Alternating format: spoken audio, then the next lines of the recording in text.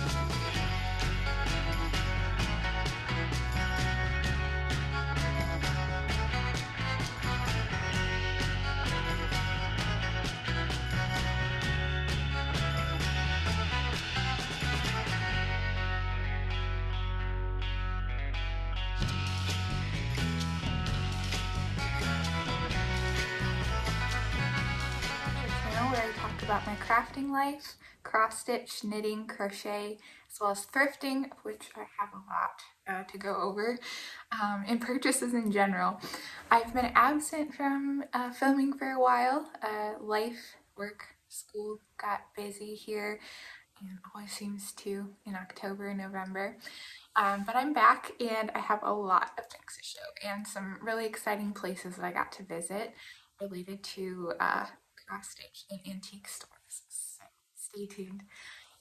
Welcome back to any returning subscribers. Thank you for sticking with me in my absence. And if you're finding me for the first time, big welcome, and I'm so glad you're here.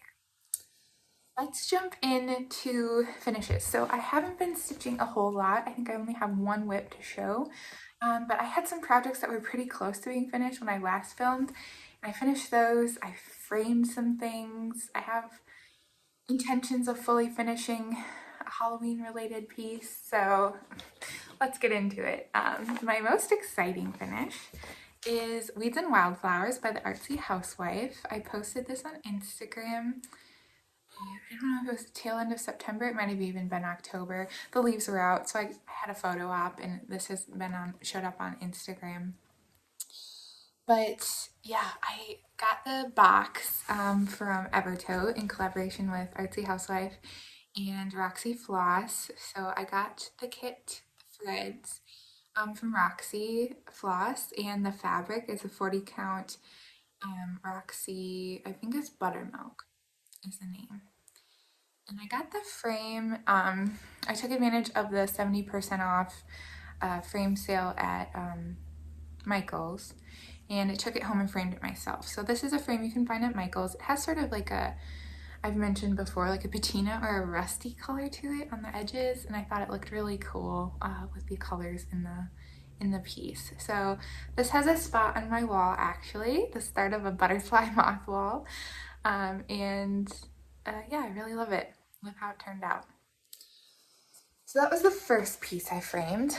Then we're gonna get out of season a little bit, and excuse my reach. I have things piled everywhere, so that's gonna happen a lot. Jumping out of season. I finished this quite a while ago. I think last Christmas, actually. This is Doodles Christmas by Heart and Hands. I stitched this on a piece of 40 count Picture This Plus. It was a scrap from another piece I had, so I'm not exactly sure what the color is. It's just a tan, golden. It's one of their very popular colors. You could probably find what I'm talking about. And this is a frame. I got it at a thrift store. It had a Marjolaine Baston print in it of a little cardinal, but I love the green, and it fit this piece really perfectly. So I have this in there, and yeah, I added all the beads, did the specialty stitches. There's some Smyrnas and I think Lazy Daisies in the bows of the little holly holding the ornament. And I'm excited to have this up for Christmas this year. The next one, I think I showed this as a finish in my last video, and that is the Blue Flower Strawberry Bird.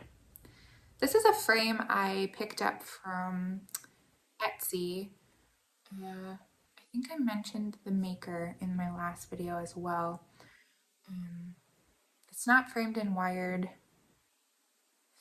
I don't remember, but this is the Emily frame. The color I do remember, and the style, Weathered Emily, I believe.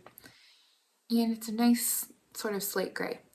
And the fabric I used was Fox and Rabbit 40 count. Ooh. It's a very popular color. I have to scroll. I'm not sure. It's been too long. Too many things have happened since then. But I used all the called for colors, and that is a finish as well. I think I'll keep that out year round on a wall somewhere. Last one. It might have been a finish in my last video, or else it was very close. I don't know what's happened since then. This is the Sampler of the Seasons Autumn by Blueberry Ridge Designs. I stitched this on a 40 count Fox and Rabbit as well. Mayflower is the name of that one. And I used Coloring Cotton Sweet Potato. It's looking a little crooked. I don't think it is. Maybe I'm just holding it. It's framed straight. I took a long time to get it to be the borders as straight as I could. And this is a frame also that I found at an antique store. I think it's like hand carved. The edges are really like irregular. It's not like perfect, but I love it. So it lives in here. I framed this one myself as well. All of these I framed myself. And I'm happy to have something done in the season. So I finished this maybe like a month ago and got it framed right away. So I've actually had a finish, an autumn finish that I can put out. And those are all of my fully finishes. I do have a finish for now. It was intended to be a fully finish. And that is Blackbird Designs Casting a Spell. So I started this sometime in October, second week of October, somewhere around there. And they were really quick finishes, just something I could pick up and only have a couple colors whenever I had time, and I could get like a decent amount of progress on. So I did finish these, the whole series. I stitched on the called for Weeks Dye Works Gray. The threads I used were mostly Coloring Cotton.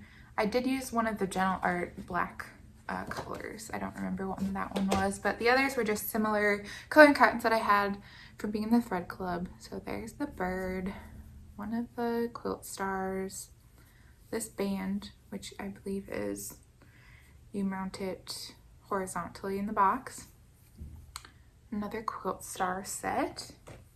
Then we have the bigger samplers. So I have Halloween, the letter H for my name,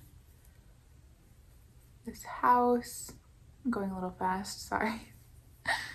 The cat and, I don't know, is that a goose? That was fun. And, did I show the alphabet?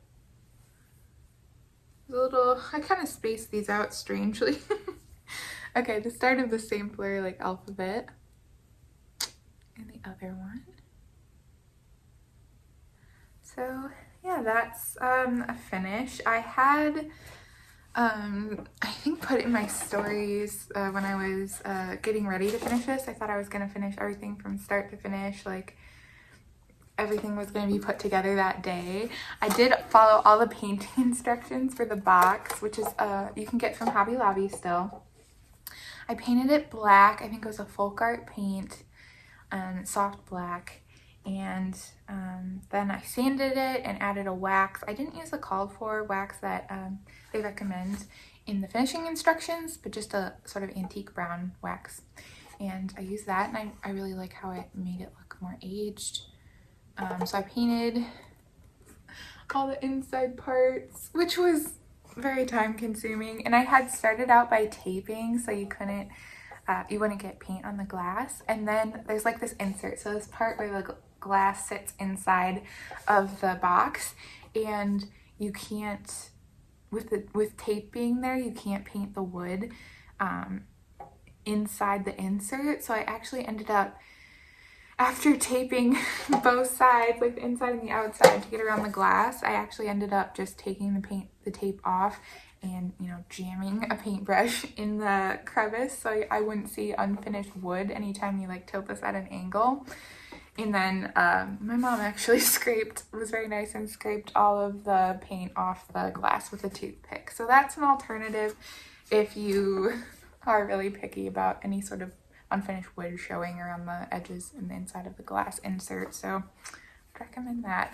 I do plan to finish, I know some people have finished these as pillows, and instead of like, you're actually supposed to wrap them around Jello boxes. So I have, or pudding boxes. So I have 4 of those, and then you put the ones in the middle, I'm sorry about that glare, the ones in the middle just around mat board, which I have scraps of, and some batting. So here, these were my intentions to finish. That's as far as I got. Emily C messaged me and I put this in my story, and she thought it'd be a great idea to film footage of me finishing this, which was a good idea, and I did start to do that. So I do have like a little montage, and I was gonna have best intentions of having that already and posted as my first ever reel on Instagram on Halloween, and then life happened, so that did not occur. But maybe I will have a out of season Halloween casting a spell reel posted to the gram at some point. I'm gonna sneak a little giveaway in here though, to celebrate my return to Flosstube after so long, and that is I'm gonna give away this pattern. It's very gently used. I didn't mark it up or anything. And then I made a scissor fob just with some beads I got from Joanne, a little cat charm, crescent moon. Has a lobster claw clip, so you could use this. I like to make these and use them as scissor fob decorations, but it'd be a little long for like a zipper pull. But if you would like this and this, I'll send them together. Please use the word, let's go with spell, in your comment. No buzzwords that would attract trolls. Please be at least 18 so I can get your address, and I will draw a winner. Let's say last day of November is when I will do that, and I will most likely comment on your comment vaguely so that you know it's me commenting and not a strange naughty person. And then you can either direct message me or on Instagram, or I have an email in the description box, and I can get your address that way. Also, please be a subscriber if you're entering this. I don't know that I will necessarily be able to check unless you're publicly subscribed, but I would really appreciate that. So yeah, there's a little giveaway snuck in there. Let's then talk about my one whip of the hour. So in my project bag from Stonehouse Stitching, I have, there's gonna be some rustling. The Pumpkin House by Hello from Liz Mathews. I started this it was either last fall, whenever it came out. It was my pre-order from Market, was it Market or Marketplace? When that came out. And I'm using the DMCs, and I'm actually using, I'll have to take it off the Q-snap. I've been a Q-snap stitcher lately. I'm stitching this in DMCs. There's a conversion from the MPI that the model was stitched on. And I am using 2 threads because I'm stitching this on a 32 count that I dyed myself. Traditionally, I think, so the model is called, I'm not sure what count, but let's see, 32 count. Okay, so model is 32 count, but 2 separate colors, so a blue and a white for the bottom, and then you sew them together. I decided just to dye my own linen, like a two-toned, so I dip dyed it. That's pretty much how I did it. And I had almost finished the bottom part last year. I think I had like half of the pumpkins done in the border. So I finished that this season, and I'm working on the house. Which actually the bricks and the paving sort of stones in the house went pretty fast. So I got that filled in. Oh, there's my cute needle minder. of a snake plant. And I got that house started, and I was working on some flowers last night, finishing those. I'm torn whether I should just go for the finish and try to get this done this season, or if I should put it down and work on, I don't know, something else. When I get like past the 50% mark on something, even if it's like 55%, and I don't know what percentage this is at right now, but I just want to finish it. I get like really laser focused on the finish at that point. So I don't know what I'll do with that, but I'm really enjoying it, and that is the Pumpkin House by Hello from Mathews. And that is my one and only whip to talk about. The rest, it's related to shopping. So, well, maybe we'll talk about my knitting finishes next. Actually, last time I filmed, I was really close to finishing my socks. These are by... I'll have to scroll that too. I'm sorry. I don't even remember the name of them. I stitched these in fingering weight. Yeah, all my socks have been in fingering weight. Never done DK weight socks. But yeah, colorwork cuff. I omitted the colorwork pattern and the bobble stitches that were supposed to go on the foot. So these are a pair. Finished those. Ends woven in and everything. And I also made some Halloween socks. These are just a stockinette, and I got this yarn from Potion and Pearls yarn on Artsy. I don't think you can get this specific color anymore, but she has really fun sock sets that come out. I think this was called Me and My Boo. It's really cute. So I had some Halloween socks, and then I think I was really close to finishing this as well last time. Really set myself up for success when I didn't have that much time for my hobbies over the last month and a half or so. But I finished, this is the Houseplant Shawl by Cassie LaFollete.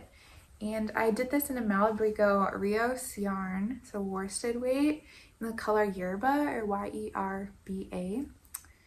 And it's just a garter stitch shawl, or shawlette, with a lace leaf pattern on the edge, which looks super nice after blocking. And it is a finish. So I have that one to embrace my love of green. And those are all my knitting finishes. I have several knitting whips to talk about as well. The first is very close to being done. This is the Lulu Slipover Chunky Edition by Petite Knit. And I had started this, I think, last winter. All I really had left to do was pick up the button bands, because it has a split hem and then you add button bands. One side has buttonholes, which is a new thing I've never knitted before and incorporated. And so I did those. It's really all there was left to it, and it's been folded up. So yeah, these are the button bands that I had to pick up and knit on the side. And you can see my stitch markers for the spot where I had to add the holes. I actually have the buttons I got too. They're sort of like a leather woven black that I think will look really nice. And now I just have to do the collar, 1x1 ribbing for 7 inches, 7.5 inches, I think. And then that's done. But I have a ton of ends to weave in because this is knit flat, unfortunately, as a vest. So yeah, that's getting close. I'm excited to wear it this winter. The other knitting whip I have is the Lumme Pullover, which last time I talked I didn't have a sleeve on, but I had the body. This is by Sari Nordland, and I am knitting this in Knit Picks, just their worsted weight yarn, brown sienna, or burnt sienna, and an off-white. This was in Lion Brand. They have like a national park themed yarn, and this is the Great Smoky Mountains. It's a worsted weight as well. So this is where we are. I have the body, the collar, obviously the yoke, the hem, and a sleeve added. So just have to repeat the sleeve for the other side. I really like the color work that's sort of mimicked in the sleeve as well. So I'm hoping to wear this on Thanksgiving. I think I can get, the sleeve went really fast. I mean, it's worsted weight yarn, so it's a fast addition. And my last knitting whip, sorry, move out of frame here. This is my next pair of socks. I have one done, and these are the True North. I wrote down some of the pattern names. These are the True North socks by the Yarn Brewery on. Oops, and I dropped the toe stitches. That's fun. I haven't bound off the Kitchener the toe yet. This is the nearly finished first sock. It's a really fun lace pattern by the Yarn Brewery on Etsy, and she sells yarn as well. This is her pattern, but I bought this yarn, I think it's called Harvest Time or something like that. It's based off of, inspiration was Little House on the Prairie, or Little House in the Big Woods, like chapters from that book, and color sort of inspiration from that. So, and then I have my second one started where I'm on the leg. I'm really liking the Knit 2 Purl 2 cuff as well.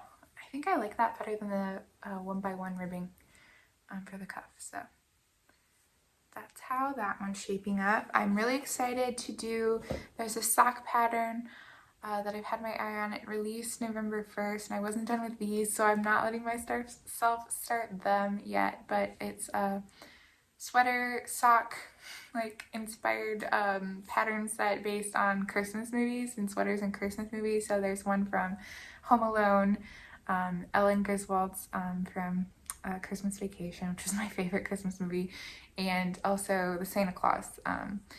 So those will be my focus next after I finish these. These socks. I'm going to start one of those. I have yarn for all of them, but I'm going to start one at least immediately. The rest that I have are things that I bought, and it's going to take a while. My phone storage is going to run out, so there will be some editing of clips, mashing them together. I presented at a conference. First, the big thing in November, or October, October, was I am part of my microbiology grad student organization's leadership committee. So I am involved in outreach, and there was a Women in STEM event happening for 8th through 10th grade girls, and they're exposed to essentially all different majors and disciplines, and got to go to an instructional session and then do some sort of hands-on activity. So I was the host for that, and I had to organize the activity and the presentation, and it was a lot of fun. We focused on talked about microbial ecology. I have some pictures here, and it was a really rewarding experience. I am not interested in going into academia after this, so I wouldn't call myself like a good teacher at all, but it was fun to interact with students and inspire an interest in science. That was a great experience, and that happened. So 2 sessions in October. It was quite a bit of work, and props to teachers of any age. That was exhausting. So that was like my focus in October. And then in November, just this past weekend, actually, I went to St. Louis for a research conference and presented. I've presented at research conferences before, but this was a longer presentation. So it was a 30-minute presentation. Usually they're like 15 to 20 minutes. And I was like on a deadline. I was doing a lot of lab work, and nothing was really coming together, which if anyone else is in a science field, I feel like it's a common struggle. Sometimes things just don't work. So I was on a time crunch and getting results for my presentation, so that was very stressful, but I was excited to go to it. Everything panned out. Everything went well, but I was excited to go to St. Louis in particular because I think we all know there's an incredible stitching store there, Color and Cotton. So I got to visit that, and my mom tagged along with the conference, and I hung out in the hotel room during the 3-day conference, and we went to Color and Cotton pretty much a minute after my presentation. I was the last presentation of the conference as well, so the second that was done, a huge sense of relief, and then we got to go shopping. On the way down there, we also stopped at Be Stitch Me in Moline, Illinois. So that was another bucket list store to cross off the list. And there are a lot of really amazing antique stores on the way that I wanted to check out as well. So I have a lot of thrifting finds as well as cross-stitch haul. We'll start with the cross-stitch haul. And I apologize for the bags here and the sound that makes. Effie Stitch Me. It's an amazing store. I think I have footage of the thread walls from both of these shops in my video montage at the beginning. I was a little restrained because I knew I was really going to go ham at Color and Cotton. And there were so many amazing fabrics. It was a beautiful store. So if you're in Moline, ever, make sure you go to Be Stitch Me. They have patterns as well in threads that they dye as well. I didn't pick up any threads, but I did get this pattern by Heart and Hand, Frosty Tiny Town. I love this one. I was just complaining, I think in my last video, I was doing Harvest Tiny Town and I was tired. I was tired of it. I wanted it to be done. So I do love the series though. That's not going to stop me. I think I just need to space out my stitching on Tiny Towns and give myself a break, but I love them. They're adorable. They're all adorable. So I have Frosty Tiny Town now. And the Animal Cracker series, I love badgers. I have a full coverage badger pattern going on by artwork by Chris Dunn. I love badgers so much. So I knew I had to get this one. I've never stitched anything from the Animal Cracker series by Stacey Nash, but I really wanted to get Clovis. So I'm sure there will be more in my future. And then I got one piece of fabric. I used to be in Be Stitch Me's Fabric of the Month Club, so I do have quite a few Be Stitch Me fabrics. So I held back a little bit. It was hard. This is 36 count, one more reproduction. And I think I'm going to put Clovis on here. So I think the whites will really pop and I'm excited for that. So that was my Be Stitch Me haul. We'll then get into my Color and Cotton haul. It's a lot. I have plans for the fabric though. I didn't, well, most of the fabric. Some of it I just got for the sake of getting. Okay, enough crinkling. We'll start with the patterns. Okay, I got Christmas Swan by Brenda Gervais. I love these swans so much. I think, so I just saw, I think it's Okie Finishes on Instagram, OKIE_stitches on Instagram, finish this. It's so pretty. So check that out for sure. But yeah, I'm so excited. I did a complete Color and Cotton conversion, as they say. I got this is a solo die actually, but it's a burgundy red, 36 count. I don't want to take it out of the plastic because it's so nicely wrapped here, but I'm so excited. I'm gonna put this one on this, and then I got some threads. So I got a shade of white for the swan. I think I'm gonna do the bow in this color, either this or no, the candy cane's in this color, which is Ferris wheel, and then Bombay is, no, these are gonna be the berries. I need to write this down. The berry colors. I got a couple shades of green, which was a little hard because a dark green obviously isn't going to show up on that red, but I got like a minty green and a slightly darker, like evergreen. No, it's called Yuletide. And this is the color I'm going to use for the bow. So it's like a pink. And I'm so excited. I might have to get into the Christmas stitching right away. I'm really excited about that. Alright, and then another Brenda Gervais pattern, new pattern that I picked up is Peace and Goodwill. I love a Quaker.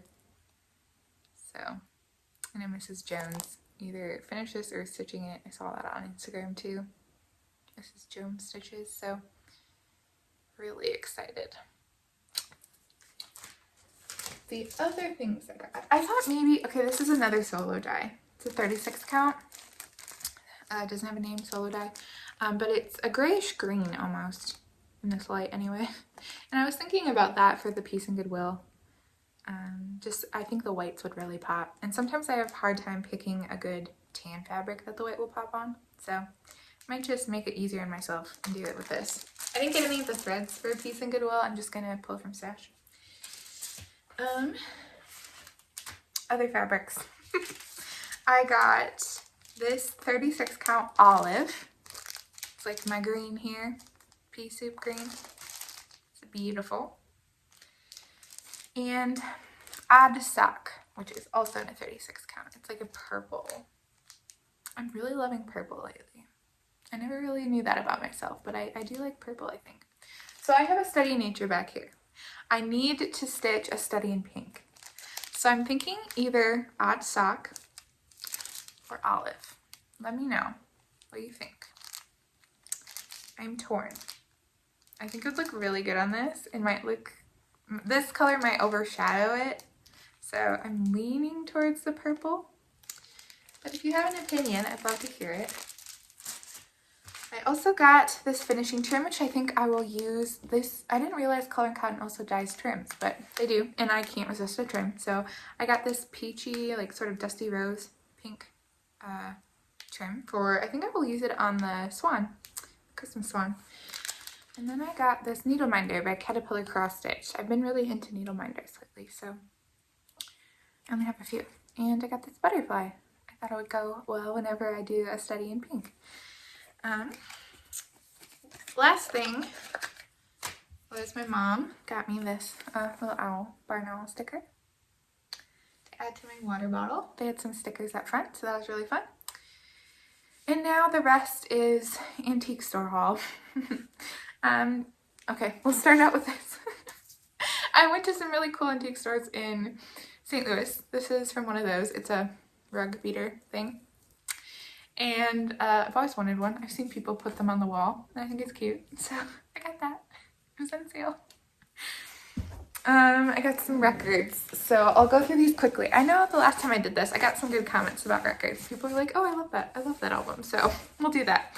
I don't know if you've seen my record wall behind me, but I like to put up Christmas records when I'm decorating. So for Christmas, I'm always looking to add ones to my collection. I got a Nat King Cole. Gotta have the Nat King. Johnny Cash, Blood, Sweat, and Tears has my favorite song, 9 Pound Hammer, on it. CCR. That's a good one. This Elvis record I'm really excited about. I don't have very many because they're either like his ones from movies which have obscure songs on, which I don't hate, but like I don't really need them. But this is one of his more popular albums, and I usually see it for like 30, 40 bucks sometimes. Got this for like 15. Perry Como Christmas classic. I got this on November 10th too, which is the anniversary. I shouldn't be smiling. Anniversary of the sinking of the Edmund Fitzgerald, and this has the Edmund Fitzgerald on it, so the wreck of the Edmund Fitzgerald. So I thought that was very appropriate. Not planned, but I love Gordon, so there's that. I also really like George Winston. I have his spring album as well, but it's always relaxing to listen to his piano solos. So I have that one. Got Loretta Lynn for Christmas. The Bee Gees. I'll just flash this one. Naked woman on the cover. I already have this album as well, which is Harvest by Neil Young. I have it actually on my record wall right now, but I only buy duplicates of some albums. This one was a really good price, and it can be spendy sometimes, so I got it. And I was like, you already have that. That's a waste of money. Not to me, it isn't. And then we have Simon and Garfunkel records I picked up, and I have an app called Vinyl that you can sort what ones you have. So I'm always like, do I have this Gordon Lightfoot album? So I need to add all these things in, so I'm not buying duplicates. That's a job for after this. Some other things I picked up in antique stores along the way. I got this book. I thought they were styled like this. They're green and brown, so of course I got them.